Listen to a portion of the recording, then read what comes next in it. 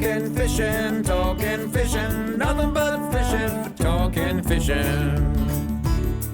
If it's facts about fishing that you want to know, then tune in, folks, cause this is the show. We'll show you all the right bait to use, so sit right back, you got nothing to lose. Doesn't really matter if it's trout or carp, flathead, marlin or a gummy shark.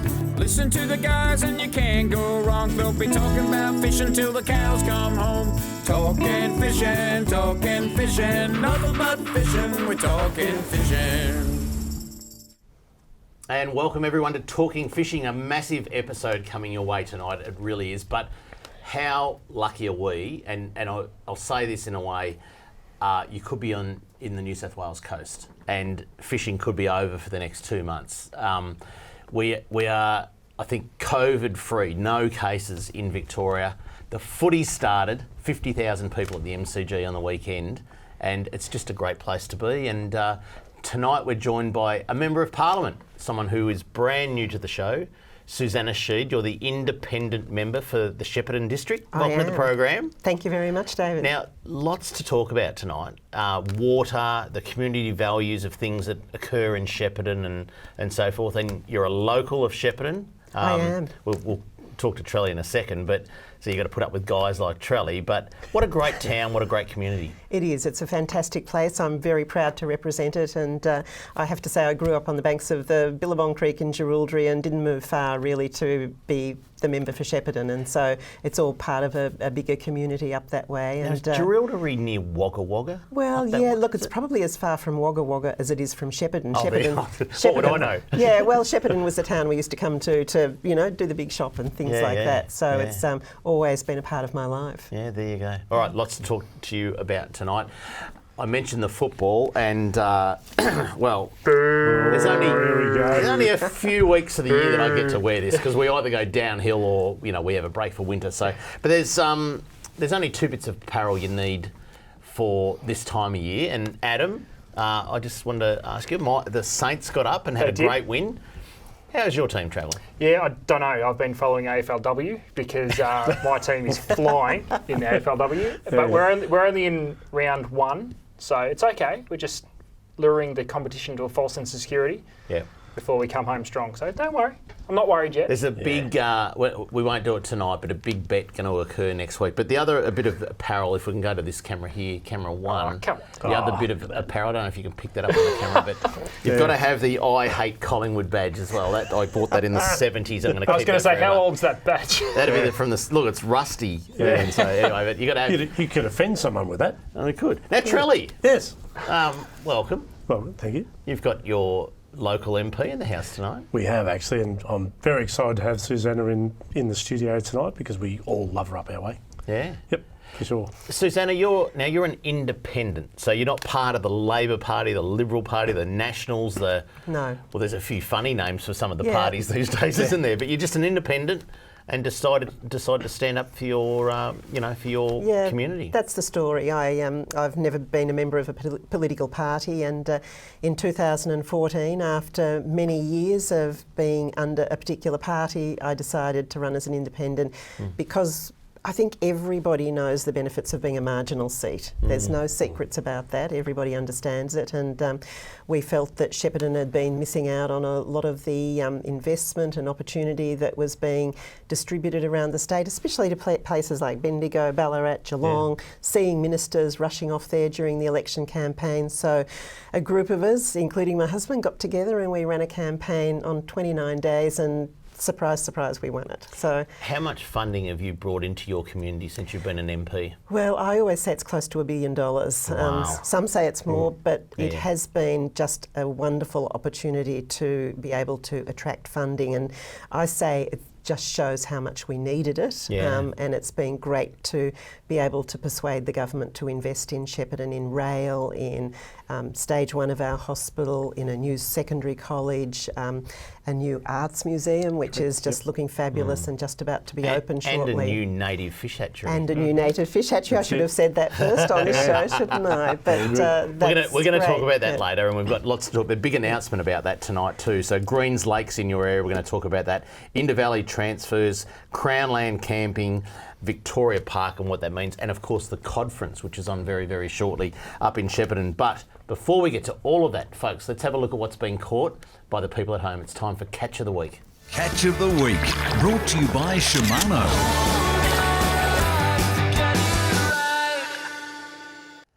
Now, Susanna, you will never catch one of these near Shepparton. All right. And in fact, you've probably never seen a photo of one. I doubt that you have. So let's have a look at it. Gerhard Krauser. Did I get that right? Krauser. This is an elephant shark. They come into Western Port for only a couple of months of the year. And Gerhard got a cracking one off the sand, virtually, at Stockyard Point. It's a great place for them. It is, and it's probably been a little bit late-ish for the elephants. They used to be a huge season February on them, but they seem to have backed off a little bit. Yeah, so. Bowen Heads, they also catch a couple. Early March, really, isn't it? Oh yeah, true. It feels so much later. Yeah. Anyway, good to see one of those. Of course, we got hit by big easterlies last weekend, so not a lot of people out fishing. We did scrape the barrel to get a few photos together. But anyway, one of the places that would have been great to launch from was Hastings. Ash Armstrong did a solo mission out in the tinny and got a lovely gummy shark in 18 metres of water at Hastings. Good fish, Ash. Yep, nice fish. Another great place to fish during the easterlies ads is Mount Eliza. You can really get out the cliffs of Mount Eliza. You can get in there, protect yourself, and there's some fantastic calamari. Amy Day, who is one of the women in recreational fishing leaders, the worst leaders. Yep. Amy Day's coming on the show in about 3 weeks' time. Oh, nice. Yeah. Could be Amy unreal. Morseman by then. If they get married, yeah. Jerry pops the question. Now, Suzanne, I don't know if you ever hear about this, but southern bluefin tuna, which is probably, correct me if I'm wrong, boys, probably the most expensive sashimi you can get in Japan. Right. They farm it over in Port Lincoln in South Australia, and there are literally thousands of them outside of Port Phillip Bay Heads at the moment. Absolute massive fishery at the moment. And Sharkmen Charters, this is from yesterday, but they also got lots of fish today. Have a look at that. Southern bluefin tuna everywhere outside the rip in Port Phillip Bay. It's just, it's one of those things, I said to Travis Dowling during the week, probably 50, 60, 70% of the boats launched at Queenscliff would probably be targeting tuna at the moment. Yeah, that's right. And that's really exciting to see numbers like that caught leading into the Easter break too, Dave, because it's been a pretty funny season on them. There's been no shortage. There's plenty of them around, but really hard to catch. To see numbers like that, that's exciting because it means they're just kicking into another gear. All the way through to the South Australian border, isn't it? Absolutely. Just, Yeah. through that whole district. Yeah. It's been great. All right, let's keep going. Kiora Hawthorn, a lovely southern bluefin tuna offshore from the rip. Fantastic fish. Nice fish, Cora. They're good fish. Excellent. They pull too. They just go mad. Great to catch. Yeah. Lake Purrumbete, near Camperdown, absolutely on fire again for Chinook salmon. Have a look at that. John Carroll. Oh, nice. Lovely Chinook. Yep. I ate And now we put this up because we're trying to inspire Cara. Correct. Greg Nickel. Have a look at this. A lovely carp from the Pikes Creek Reservoir. They're everywhere. You'll see the cooking segment later, and we had to get a gurnard recipe, which Cara did last week for us. Yep. But we're trying to get Cara to do a carp recipe now. The challenge is out. You'll see her later. She's an absolute champion, Cara. But anyway, if you'd like to send in a pic of your catch of the week, this is what you have to do. If you want to be like me and have your photo on TV, email your fishing pic to info@ifish.com.au. Go Pies! Yeah, I wanna go fishing. Coming up next, fisheries news including a scallop boom off Gippsland. I'm going to talk to Suzanna Sheed more about Shepparton, water, all things fishing in Shepparton, next on Talking Fishing. Talking fishing. We know what you'd rather be doing. We know what you've really got in mind. We know you'd rather be out fishing. And today's the day you're gonna wet a line. 'Cause every day's a good day. Stop wishing. Every day's a chance to drift away. Drift away. Every day's a good day for fishing. See it down and tackle world today. Talking fishing, nothing but fishing. We're talking fishing. Live from the studios of Channel 31 Melbourne, it's now time for some very fishy news. All right, a bit of quick news, and then we're going to talk with our special guest, Suzanna Sheed, the independent member for Shepparton District, very shortly. All right, the headline is big weekend for cockle fishers at McLaughlin Beach. A bit like Pippies, boys. Don't. Yeah, no, it took me by surprise there. Yeah. Cockle That's fishers. right, didn't expect that one. Here we go. A recent weekend operation by fisheries officers at McLaughlin's Beach in Gippsland saw many recreational fishers lawfully collecting cockles. However, some illegal activity was reported with catches seized.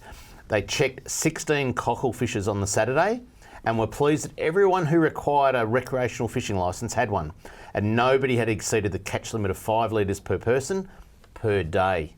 All the fishers collecting cockles on the first day were using legal methods, that's hands and feet, and no digging tools such as shovels or trowels were observed.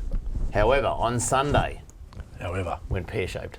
Out come the shovels. on Sunday, fisheries officers worked with Victoria Police on what they reported to be one of the busiest days ever for cockle collection in the area. Really? Yeah. Yeah, carry on. I've got so many questions. Very low tides. 10 litre. Yeah, okay. A significant number of inspections were done on the Sunday, and several people had exceeded their catch limit or did not have a recreational fishing licence. It's a very different day. Yeah. A concerned member of the public also made a timely call to 13 Fish, that's the hotline, to provide accurate information that enabled fisheries officers and police to intercept a car outside of town. Upon inspection, officers discovered 21 litres of cockles in the vehicle. The catch was seized and the occupants will receive infringement notices for exceeding the catch limit and not having a recreational fishing licence. Have a look at the picture of the cockles, because they're different. They are. Yeah. I was They're gonna- quite big. When did they become popular? This is literally the first time I've heard of people collecting cockles. Because there's no pippies? I'm with you. I don't I don't know. I've literally never seen this. This is really interesting to me. I thought you hit them over a net. Cockle shells. No, but in all seriousness, this media release that came out today has also got, there's a link to a site that shows the whole thing about how you catch them, how you cook them. They look delicious. A bit like that time we had snails in that restaurant, and we're never going back there because that made me sick. But apparently closed down. cockles are quite nice. Really? So do you get them the same way as pippies? No, they're virtually just sitting like, that far under the sand. I mean, they're just there. Oh. And anyway, there was There some you go. naughty They made people. a song about them. They did. Yeah, she sells cockle shells by the cockle shore. The cockle shells she sells with cockle shells and cockle I'm more. not sure that's the song. Feel free to turn his mic off any time. Takes a member of parliament. What was your version? No, get away. All right, let's keep going. The next headline is works to upgrade Tooradin Jetty now complete. The Andrews Labor government has rebuilt. It says Andrew. I'll tell you what, someone in the office needs to get the spelling right. That's the minister's office. The Andrews Labor government has rebuilt the popular Tooradin Jetty to make it safer and more accessible for boaters, fishers and visitors. Works to rebuild the jetty are now complete. This is down at Tooradin, including new piles, new timber decks, beams and recycled plastic fenders. A new floating pontoon and ramp have been installed to replace the low landing, which makes it easier for people of all abilities to use. The project is part of Labor government's $2.7 billion Building Works economic stimulus package, which is supporting Victorian jobs as the state rebuilds from the coronavirus pandemic. No cases today, that's good. And delivering a long-term boost for the fishing and tourism industries. Other piers and port projects under this funding package include $24 million to upgrade Port Arlington Harbour, improve facilities at Portland and Port Welshpool, rebuild the Altona Pier, and undertake important repairs at Middle Brighton Pier, which are well overdue, might I say. The Old Flinders Jetty, and I know there was a story in the local paper about that saying they weren't sure whether it's going to get done. It's going to get done. And the Queenscliff South Pier lifeboat shed. So there you go, that's that one. And lucky last, I'm going to skip through this pretty quick. Dallas De Silva on the show in 2 weeks' time, boys, to explain a bit more about this. But the headline is Scallop Boom on the way for Victoria, so there's going to be lots of scallops.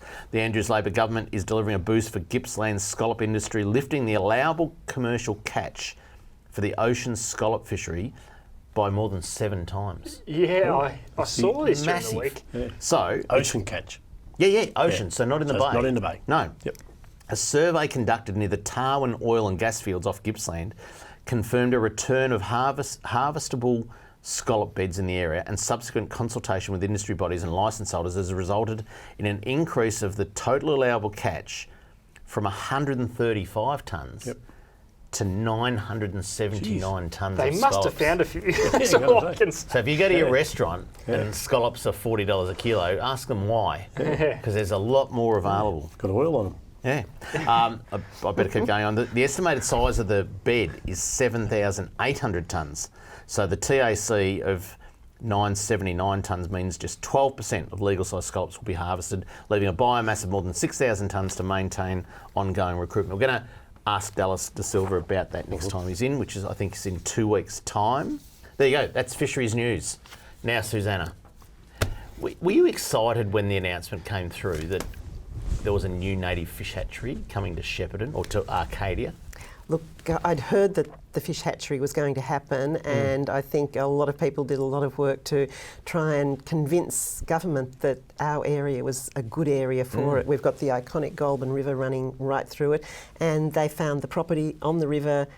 It's going to be just a sensational place to build this fishery, and it's underway at the moment. I've just seen some aerial shots of the fish beds being dug out, the work's happening. So it is a great investment in our region, and I sort of see it as sort of the gateway, the first stop to a whole lot of tourist facilities that are developing in Shepparton at the moment, and I think people will stop on the Goulburn Valley Highway trolley, drive in there, have a look at all of that. So getting the facilities we need around that fish hatchery will be just great. You were telling us before we went to air that your husband Peter and you had been to Snobs Creek, and you said that's an old place, isn't it? Well, I did. I thought it looked a bit old and shabby, and so it is. But it's 75 years old and producing the most amount of fish it ever has. And so you look at Arcadia, it's going to be there probably for a century. Well, didn't someone say that we'll be able to see it from the moon? Jarla Pulford said it's that big. You'll be able to see it from the well, moon. I mean, I think that's a great story, and it's a beautiful property that's been located. It had all the features it needed to put down those sorts of what do you call them? Dams, the dams. Clay. It's got the right clay, everything. So, and it's really close to the river. But I guess from my point of view, I really like to see the tourism side of it built up, and the $3 million that the state government's just no one knows announced. about that. So you're announcing it right now. Breaking news. So, I mean, that's $3 million. Just sensational to be able to put some development around what will really be just the dams in some sense, and I think that will really attract people to the region. But $3 million's great, but I could see how another $3 million from perhaps another government, maybe the Feds, tossed in as well, would just enable a great sort of expansion, not only of the visitor centre, but down to the river, wetlands, walkways, some really beautiful development that would just enhance it amazingly. Now, a couple of notes on the $3 million, which will fund the visitors centre at the site. It says here, just reading through it, you'll even be able to catch a Murray cod or yalla in a stocked fishing lake. So that's going to be part of it too. So people will be able to go out there, have a look at the history, I guess, of native fish in Australia.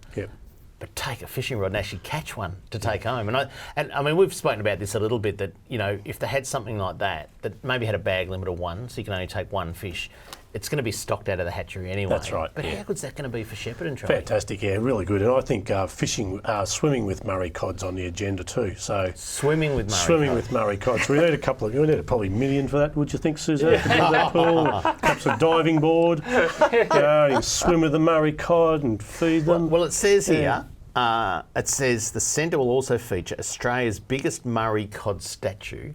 At the front gate, at I the think. front gate, a barbecue facilities, an elevated lookout over the hatchery, and a fish-themed playground for Trelly's grandson Charlie. Oh no, it doesn't say that. It doesn't really say that. You made that up, but you're right. I made up that for last all grandkids.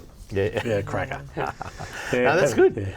It's expected to generate, just the tourism side, $6 million annually. Yeah, That's pretty good, isn't it? that's a great story for a local community, and having all the tourism facilities there, Trelly, I think just really adds to that opportunity for people to come in, all our visitors, grey nomads, everyone passing through when we gear up again to really investing in our regional communities, and they've had a pretty tough time over the last 12 months. So and what a better thing to do with the Murray cod. While we just finished off talking about that, we forgot we got some photos, or the concept diagrams anyway. Let's have a look at the photos. This is what the visitor centre is going to look like. So the auditorium down the back. Yeah, well, it's the sort of place where you could hold the codference. Yeah, for sure. That's right. It has to make sense. Have it out there makes sense, sense. and during lunch break you can go and catch one. Yeah, music in the ponds. Who? Music in the ponds. Music in the ponds. All that type of thing. Now, it's open 365 days a year. That's 365 cod you can go out and catch. You'll be out there at lunchtime every day. If you're lucky. If you're lucky. Suzanne, I want to talk about a lake that is very special for your community. It's Greens Lake. Not so far out of town, but it's running short of water, isn't it? Look, it's near Stanhope and it's not far from Waranga Basin, and it was used as a water storage to supplement Waranga Basin for irrigation purposes, and with all the water savings that have occurred during the development of the Murray-Darling Basin Plan, it's no longer required, it's been decommissioned. But it's just been a great recreational area for the community for so long. And all of a sudden it's down to 21%. It's still got a lot of fish in it, I'm told. It's got a really lovely sort of wetland area up one end, and one of my staff took a photo of 7 brolgas there just recently, lots of water birds. And so it's got those environmental values, great recreational values. I have been out there, I've been on that lake, and I've seen families camping around the edge under the shade of trees. And it's the sort of place you can even take small children, because it's just gentle sort of walk into the edge of it. Yeah. And so a lot of fish still in there.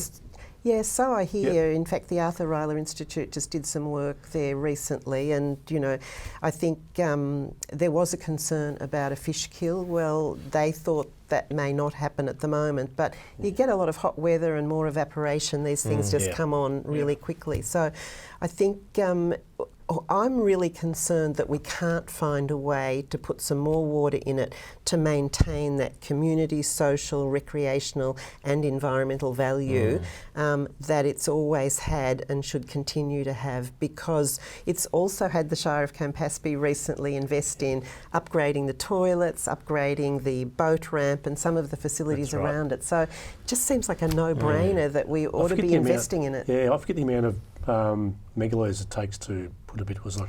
Well, I think people would like to see something like 10 megalitres in it, but But where's the flexibility in?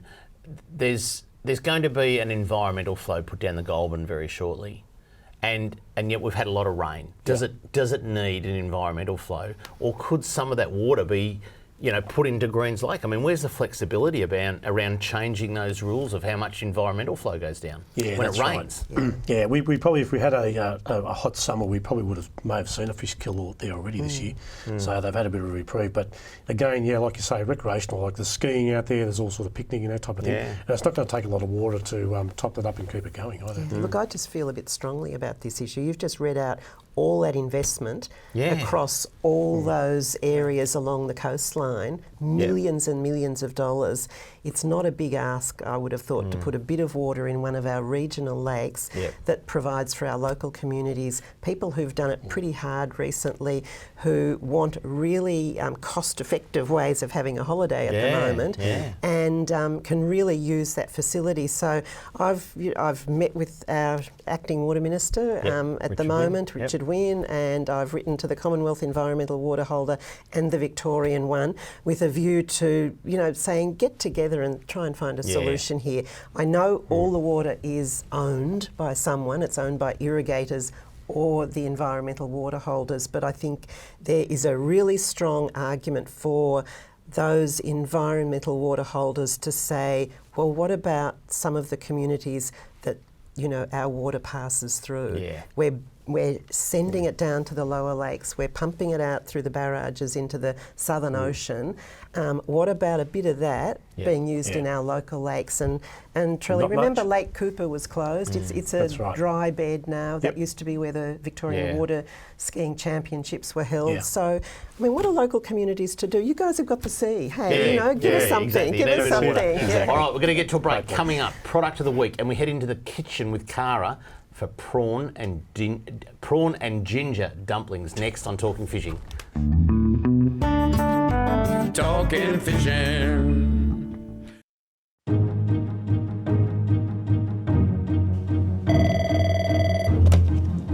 Good morning, spotters. Stephanie speaking.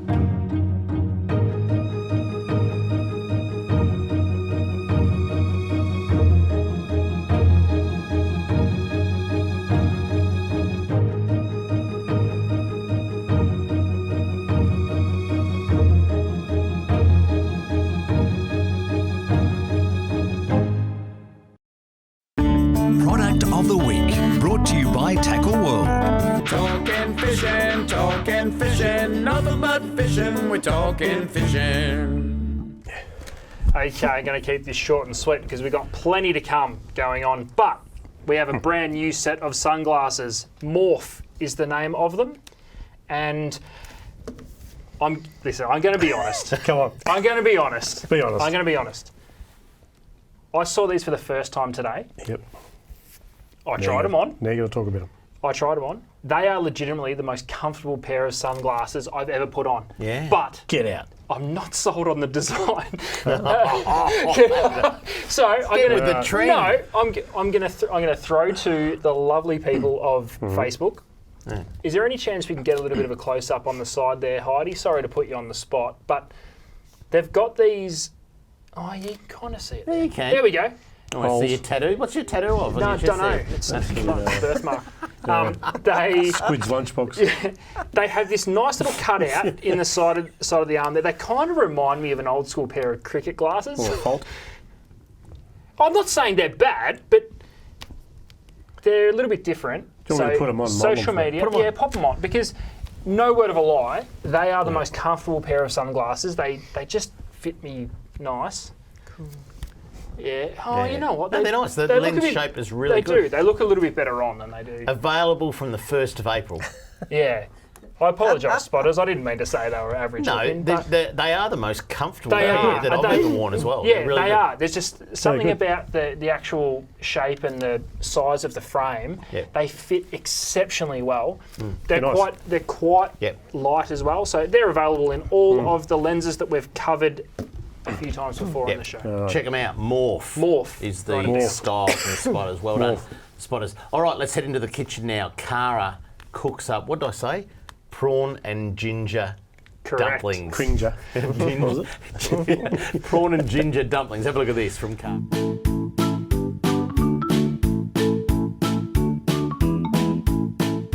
This week I have got my hands on some beautiful Queensland banana prawns. We're going to turn them into prawn and ginger dumplings. To prepare our filling, I'm roughly chopping up 2 bunches of spring onion and we'll pop this into the food processor along with 125 grams of bean shoots, and I'm also using about a 2 to 3 centimetre piece of fresh ginger, and I'll just remove a little bit of the skin. In it goes, and we're going to blitz this for about 30 seconds. So this is the consistency we're after. We don't want it to be pureed or mushed, we still want it to be nice and coarse. Back onto the processor here, and to this I'm going to add our prawns. So I have de-shelled and de-veined the prawns. In they go. I'm going to add about a teaspoon of tamari sauce, which is a soy, and about a tablespoon of oyster sauce, and in with a little salt and pepper for seasoning. And we're going to pulse this until we get a really smooth consistency.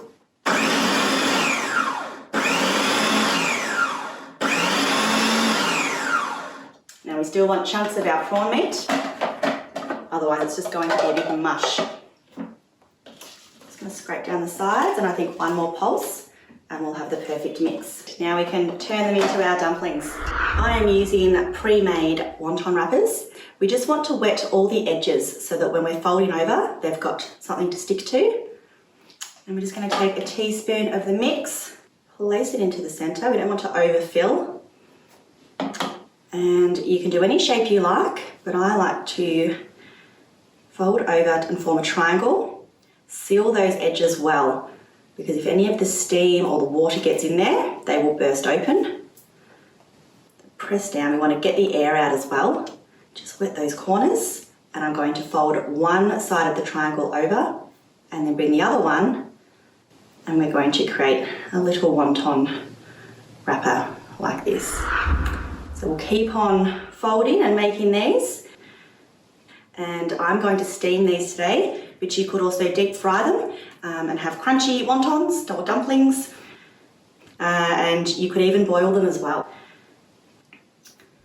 I've just sprayed the base of a steamer. I've got boiling water on the stove behind me, and we don't want to overcrowd the steam basket here, so I'm probably only going to put 4 in, and I will steam these for 5 to 8 minutes.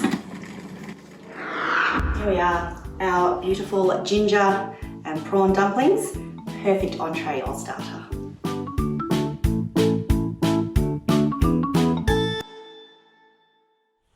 Oh dear. 10-second critique, Charlie, because we're way over time. I'd rather lick the wonton wrappers because I find they stick better. And that oyster sauce, 1 tablespoon's never enough, but you can tell. All right. Coming up next, Kramer's Mailbag, and we're going to chat with Suzanna Sheed more on talking fishing. Talking fishing. G'day, Callan here from Paul Worsling's Tackle World Cranbourne. Supercharged batteries have been supplying maintenance-free marine batteries since 2001. The Seamaster Gold range is second to none, delivering superior starting power and reserve capacity. No need to top up with water, truly a fit and forget battery. With up to 2 years replacement warranty, you know you have quality. Your battery is your lifeline. Without it, you're dead in the water because it's bloody hard to push start. I've got a Seamaster battery in my boat. Make yours a Seamaster Gold today.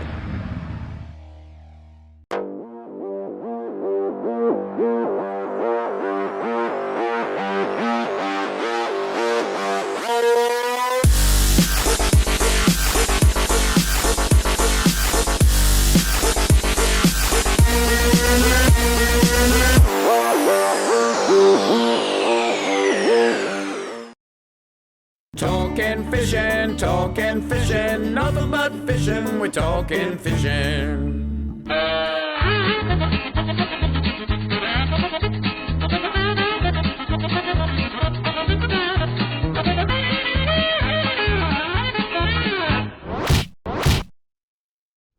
All right, quick mailbag, then we're going to talk with Suzanna Sheed.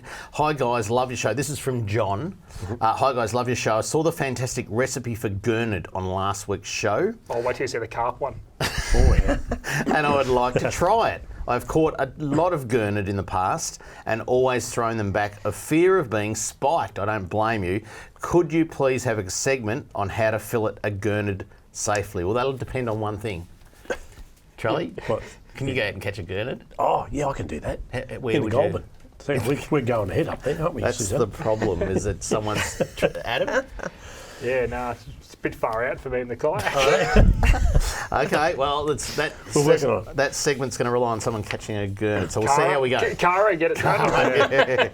Doesn't Cara live out the back of Bendigo? Yeah, no, she'll get it done. Yeah, right. This one's from George. Hi team, would you know if the 4-wheel drive and fishing boat show will be held at Jeff's Shed this year in 2021? Oh, now they're at 75% capacity. Probably a bit late to organise. Well, technically, I don't reckon it's been held there for 10 years. It's been at the showgrounds. Showgrounds, yeah. Yeah, but they went broke, and I don't think it's been on for 5 years. So I reckon no hope, George. Yeah, okay. No. All right, this one here. Hi, Dave. This is from Glenn. Hi, David and team. City of Greater Geelong has done it again. 5 weeks after closing Geelong's main boat ramp for a full day for an Ironman event, it is happening again. This weekend, Lion Burners boat ramp will close from 9 p.m. Saturday until 4:30 p.m. Sunday for a similar event. Both events have happened during peak fishing periods. I thought Better Boating Vic was set up to stop things like this from Glenn. Oh, no. Clearly not an Ironman fan. No. Or they should be made tow a deep diving lure on their ankle when they swim the quarter mile. No, but I mean, Better Boating Victoria, let's start on them. They weren't set up to stop Ironman events. They were set up to improve boating, and that's their role, and they wouldn't have any involvement in this. But what's your thoughts closing a boat ramp for an Ironman or marathon or something like that? I'll probably get shot for saying it. Not but season. One day. Ironman, come on, they're having a crack as well. Not going to be good weather anyway. Yeah. I haven't got an issue with that. Sorry, what's his name? Glenn. Yeah. Sorry, Glenn. Do it on Wednesday. I'm all for a fish, but on a Wednesday. Let him have a day. Yeah, you can't do that though. Nah. Go fish. Glenn could fish on a Wednesday and then let the marathon runs go. But past they wouldn't be. Oh no, they close. No, we've got stuff to talk about. If you'd like to write into Kramer's Mailbag, this is what you have to do. Send your mail to Kramer's Mailbag, PO Box 734, Patterson Lakes, Victoria 3197, or email kramer@ifish.com.au. Now, Suzanna Sheed is the independent member for the Shepparton District. Susanna, inter-valley transfers of water.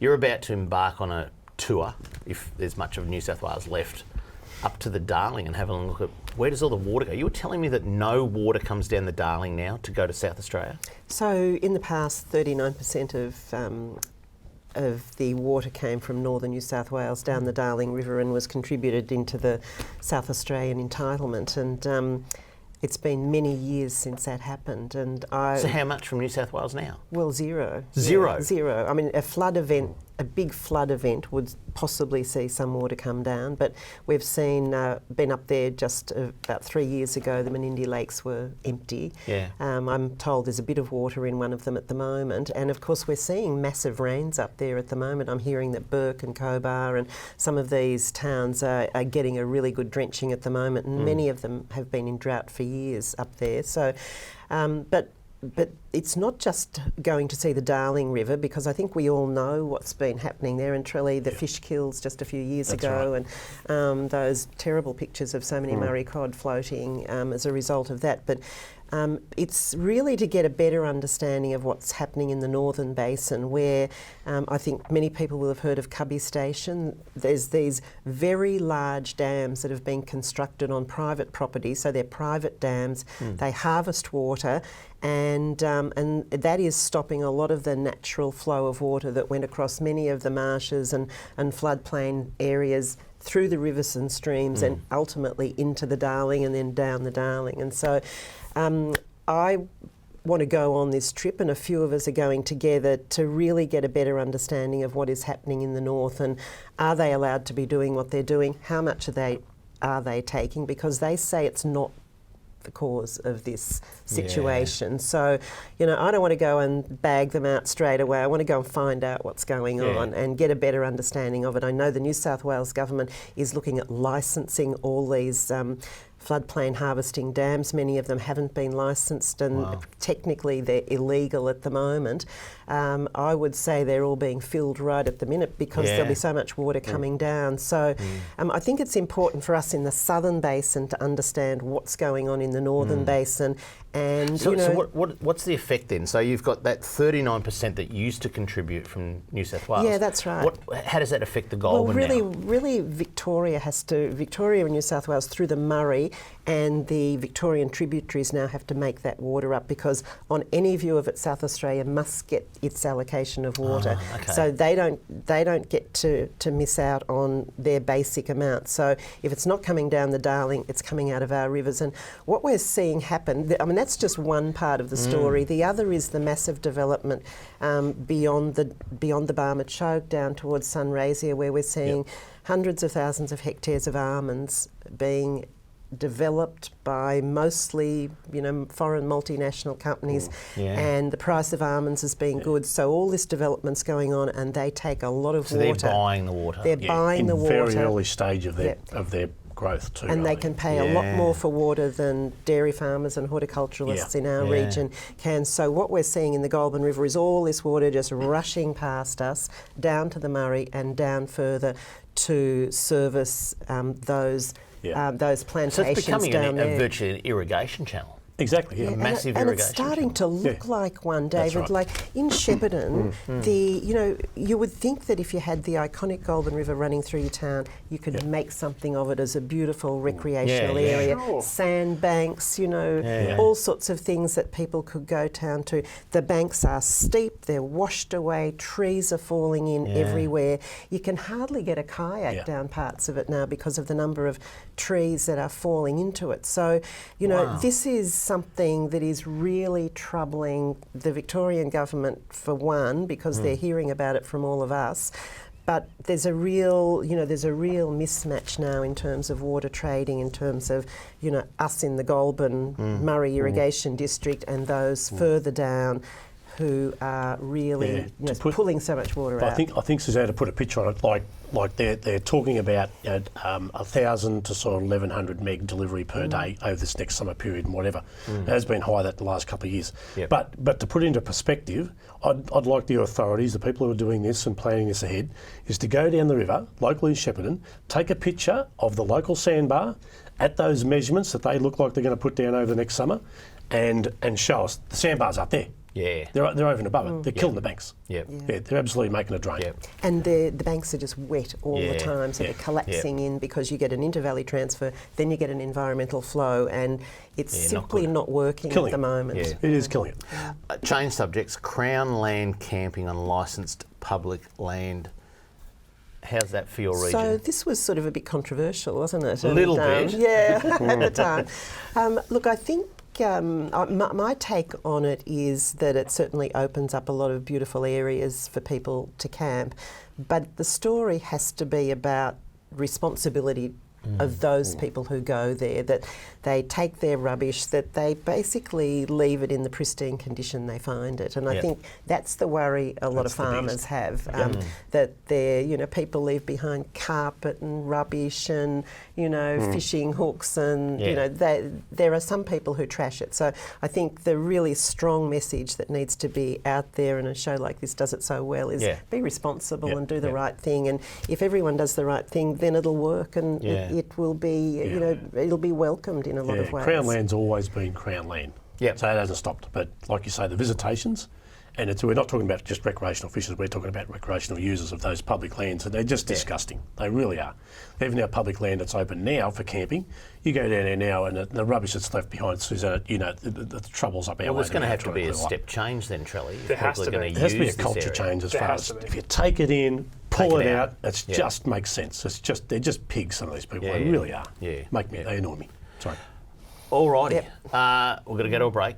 Hotspots next, and we're going to talk about the beautiful Victoria Park Lake in Shepparton next on Talking Fishing. Talking fishing.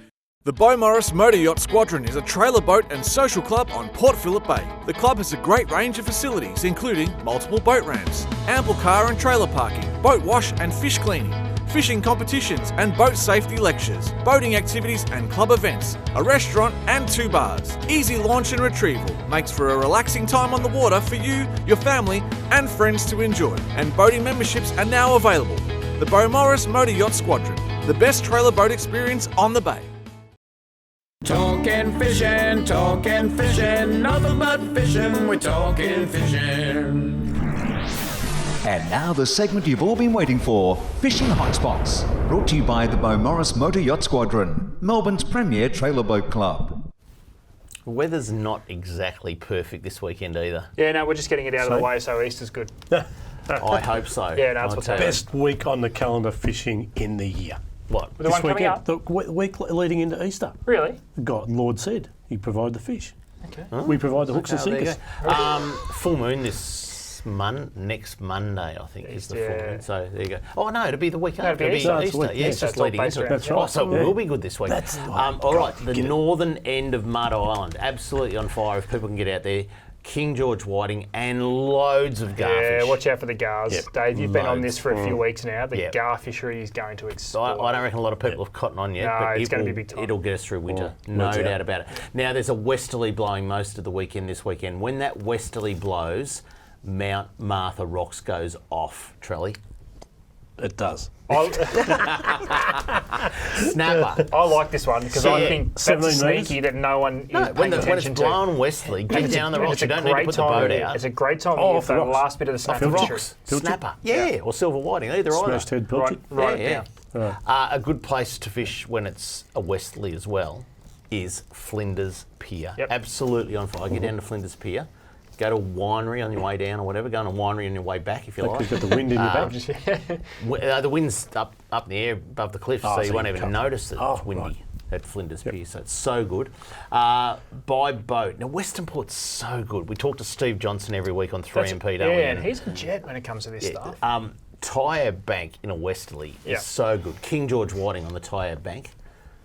Tell you what, that's good.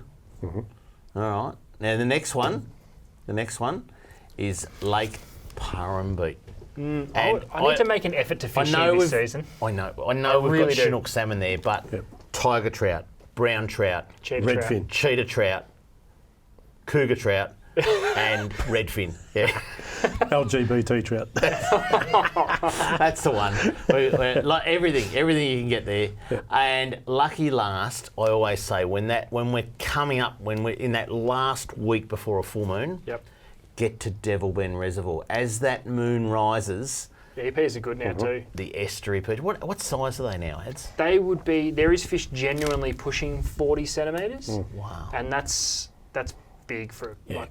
Yeah. That's a good pretty place too. Very nice. It is. It is very nice. Susanna, let's talk about.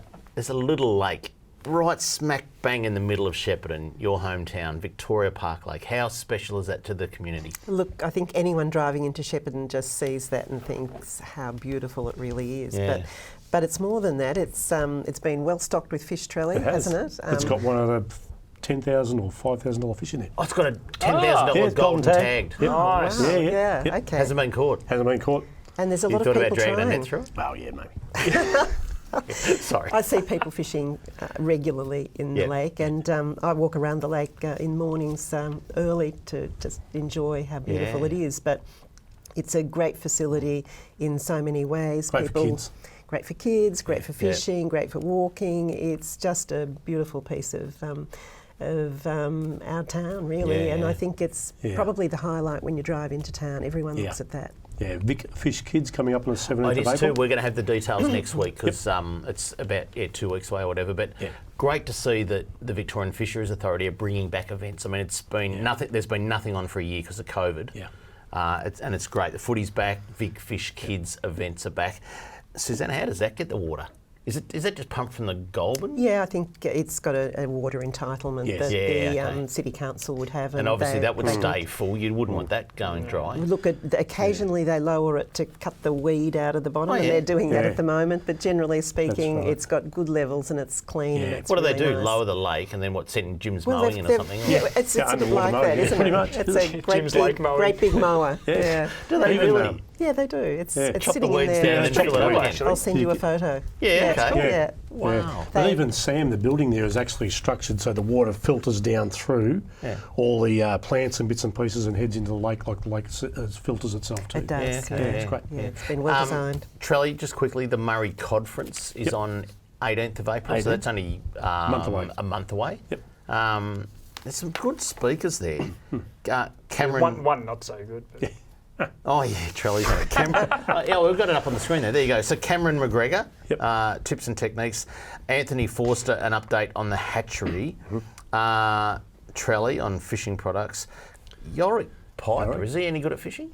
Oh yeah, he's getting better all the time. Is he? Yeah. Just ask him. Okay. He does. The journey of a cod fisher. Murray Cod Diet, Katie Doyle, and Murray Cod Fisheries, Ben Scullen. Am I right in saying, Suzanne, are you going to that or you're away that weekend? Well, aren't you? look, I'm just waiting to see what happens with the floods up north because that's you might be my on that week up tour. the Darling tour. But if that's not on, I'd love to be there. Because Trelly, am I right in saying that they're serving Murray cod for lunch at the conference? It did. It came up as an idea and that sparked by a couple of guys in the VFA and they said, yep, let's do it. So they're going to do it to go Murray cod on the menu during the breaks. It's going to be fantastic. I'm going to sit in the crowd and badger you when you talk. Oh, yeah? Good luck. I'm not going because I got into trouble last time I went. Trelly led me astray. Wouldn't it be good though, and let's just talk about this, the Murray Codference is held in, what do you got, a civic centre or something there, haven't you? Yep. And it's been there every year? Yes, it has been there. Yeah. For about, except 4 last years year. No, except last year. Of course. So this is catch-up, We've isn't it? forgotten about last year. Yeah, because it was meant to be in December, and this is catch-up. Moving that event out, imagine, I mean, what do they get, about 300 people to this event? 450. We had Carl Jacobson there one year, which was great. Yep. Yeah. Well, now you've got Steve Trelfall there, it'll be 500 and something. But imagine moving that event out to an auditorium at Arcadia. That's right. The home of Murray cod. Yeah. I think we're all sold on that. Yeah, it's Murray just cod. Great idea. It's going to be so good. No-brainer. And the Indigenous side of things too, Susanna, I'm sure you're aware of that. 50% of the workforce will be Indigenous. I mean, look, it's been a great initiative that the Victorian government's actually, with all the projects that have been built in Shepparton, ensuring that Indigenous employment is a significant part of it. But this will be the biggest and the best. Yeah. Just an amazing place. So let's, I don't know, what will we be, 2 years? We'll have it. It'll be up and running. We'll call Cod Central out at the hatchery. If the Codference can be there and there's a visitor centre in 2 years' time, that would be just awesome. Just a reminder, if you want an up-to-date fishing report or fishing reports, Adam and I do 3MP, talking fishing on 3MP actually, every Friday. Jump on 3mp.com.au, you can pick up the podcast there, have a listen to it. Steve Johnson, Brett Geddes, Zach Cross, Luca Netta, and a special guest every week. Joe Farr. Joe Farr. Absolutely on fire down there. So 3mp.com.au, get on the podcast and have a listen to that, because it is up to the minute, isn't it? It is. And one of Zach Cross, because I think he got married last week. So. Yeah, so he might be a bit dusty this week. I don't think he'll fishing for sure. I don't think he'll even be on. Susanna, thanks for coming in. Been a pleasure. Really Thank appreciate you very your much. time. Yeah, no worries. All good. That's it for Talking Fishing. We hope you enjoyed the show. Next week, this is going to disappoint the 10 people that don't like it. We're talking boat ramps. Travis Dowling and Catherine Greck in the studio to give us an update on all things boating and fishing. Until we see you again next Tuesday on Talking Fishing, please stay safe on the water and enjoy your fishing. Talking fishing, nothing but fishing, we're talking fishing. We got all you need, just take a look. Watch those fish jump on your hook. So just relax and take your time. Enjoy the show, then drop us a line. Talking fishing, nothing but fishing, we're talking fishing.